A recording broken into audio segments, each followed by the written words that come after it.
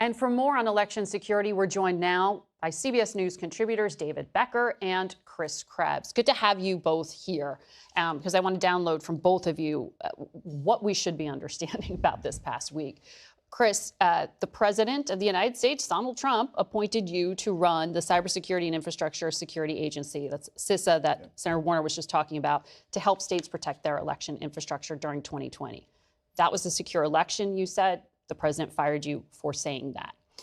This past Thursday, he again insisted it was not secure. Did you hear anything that changes your assessment? Not at all. In fact, I would say that it further bolsters my confidence in the security of the 2020 election between what has been released, disclosed last week, and all the information and the results of court challenges and other things in the intervening 6 years. 6 years.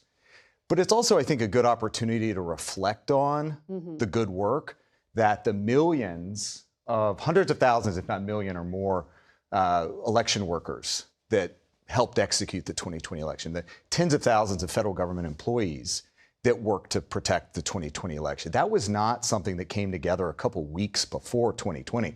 That was years in the making, and that work was solid. Secretary Mullin said Friday he'll have a plan within 30 days. We are 100 days out from the midterms. Yeah, and in 2020, we had our CISA election security plan out in February of 2020. So just to, before we move on to the current day, just to put a fine point on this for you, Chris. So during his first few months in office, the president issued executive order against you, saying you promoted the censorship of election information, and he claimed you dismissed election malfeasance and serious vulnerabilities with voting machines.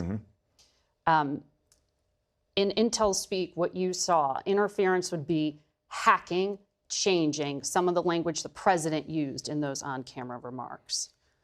What you saw, how would you describe the Chinese role in the 2020 election? Well, I think there was an honest debate and discussion across the intelligence community about what China's intent were. But ultimately, when it came out in the intelligence community assessment that was released in the spring of 2021, it was that China had a preference and that they were not in favor of President Trump, but their efforts were principally limited to influencing the American public, seeking to pay journalists, media, but it was an influence effort. Journalists, if you're getting paid to tell a story. That's fair. That's my impact. But it was an influence operation, and they have been doing that stuff since the mid-aughts, early 2000s. Yes. This is not net new. They did turn up the heat, and they are still doing it today. We have a significant and serious counterintelligence and counterespionage problem with China, and that's what I really want to see us talking about. What are they doing today? We have to put more emphasis on that. Okay, here is exactly what President Trump said on Thursday about China. They did not disclose to me as president or to anyone else, and to the best of our knowledge, they did not inform Congress. In fact, all they kept saying is, this is the most secure election in the history of our country. A standard, very pat line that was divvied out to say. Was the president informed of what China was doing? You were in those rooms. In January of 2020, there was a National Intelligence Community a memorandum about the 2020 election that talked about the vulnerabilities we saw in systems and the work we needed to do there. But it also talked about the intent of adversaries. Yes. And there were countless memos after that. So, a lot of these products were in senior executive and policymakers' binders, their intelligence binders, every single day. We use those to get out there and talk to the American people. I had an op-ed in September of 2020 to the general public that talked about various threat actors, including China. So I have a hard time believing that it didn't get up into the Oval. Okay. Because China was described as attempting to influence, it was Iran and Russia, primary actors directly undermining the election in some of those 2020 statements. It sounds like you're saying he didn't read the memo. Look, we could not have been more clear, is my view. Or search the web. Or search the web. Right. We did report on it on this network. I know, I remember. David, I want to go to you because the president said a lot of things. One of the other elements this week was what the Justice Department put forward. Harmeet Dillon there sent a letter to states saying any election official who knowingly retains non-citizens on voter registration lists or facilitates non-citizens in casting ballots will be held criminally liable. And then DHS Secretary Mullin described here the consequence of refusing to participate in their program. Take a listen. If the election officials, once we gave them the information they need to secure their elections, and they chose not to, then those individuals can also be held accountable by fines, by penalties, and even, depending on how far it goes, prison time. You speak to election officials. Are they concerned? That sounds like a threat. Hardly a week goes by where someone in this administration doesn't threaten election officials with arrests. This week we had at least 2 prominent administration officials doing that. And it's become almost a running joke. They've been into this administration 18 months now. The total number of election officials who've been arrested for wrongdoing is 0. And that's appropriate because not only have they committed no crime, they've actually acted heroically and patriotically to support and facilitate our democracy through a pandemic and in the aftermath with disinformation. What Secretary Mullin's talking about there, he's trying to pressure states to surrender sensitive voter data to the federal government. And the DOJ has filed over 30 lawsuits about that, and they are 0-16 in those lawsuits so far. He's threatening them with arrest for following the law. And so I think the election officials in the states feel very confident that they are following their state laws, they're following federal laws, they're doing everything they can to make sure this election is going to be safe, convenient, and secure. We are 107 or so days out from November 3rd. What Secretary Mullin talked about as well is he said there's going to be a public plan in 30 days, stay tuned, but he wants them to use the systematic alien verification for entitlements program, the SAVE program, to screen for the citizenship of voters. How does that work? For people at home who may say, sure, there's a law that says non-citizens cannot vote in federal elections.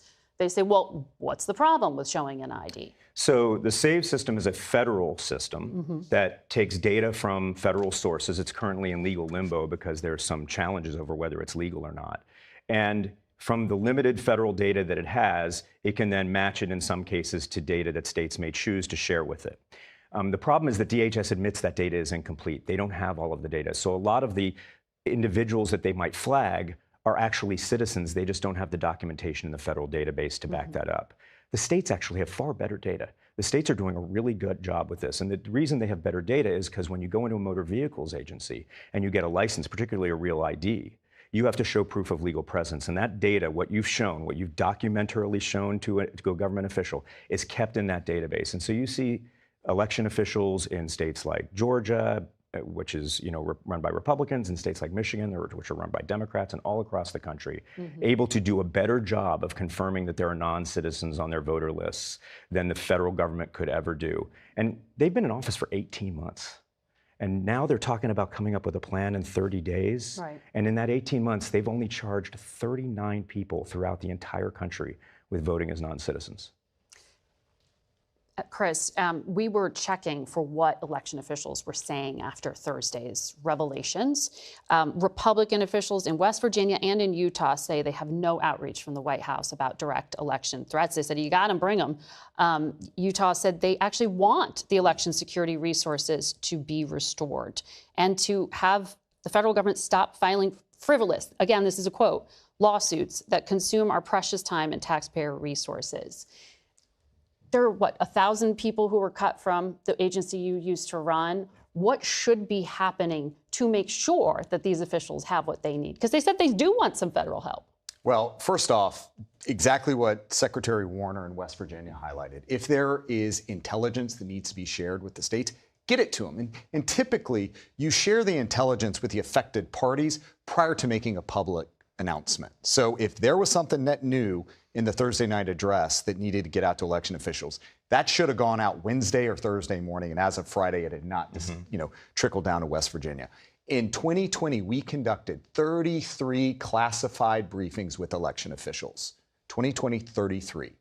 As far as I can tell, there have been no classified briefings with election officials since the beginning of this administration. So number one, we need to start the partnership and engagement with election officials, get them the intelligence they need. We need to recapitalize CISA, rehire CISA, stand up the Election Security Initiative. We need FBI task forces. We need the DNI mission centers. all around election security. And we need to give them the funding and the resources they need to modernize their security systems and get the people out there that conduct these safe, convenient, and secure elections. And David, what are you hearing from the officials you speak with? It is the states that administer the elections, but what kind of federal help do they even want?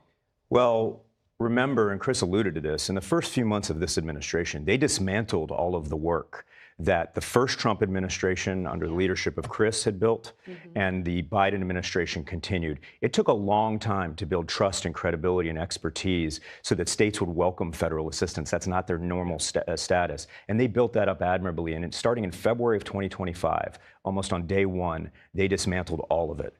And so all of those things that Chris was talking about that are so essential to push back on foreign influence campaigns, they're gone. On the bright side, and this is a pretty limited bright side, that happened early in the administration. So the states have been able to prepare for that. They have been working and networking amongst themselves to fill that gap. And at the end of the day, they have paper ballots. They audit those paper ballots to make sure that they're counted properly. They've hardened their systems, their voter registration databases. It's going to be a secure election. Thank you, gentlemen.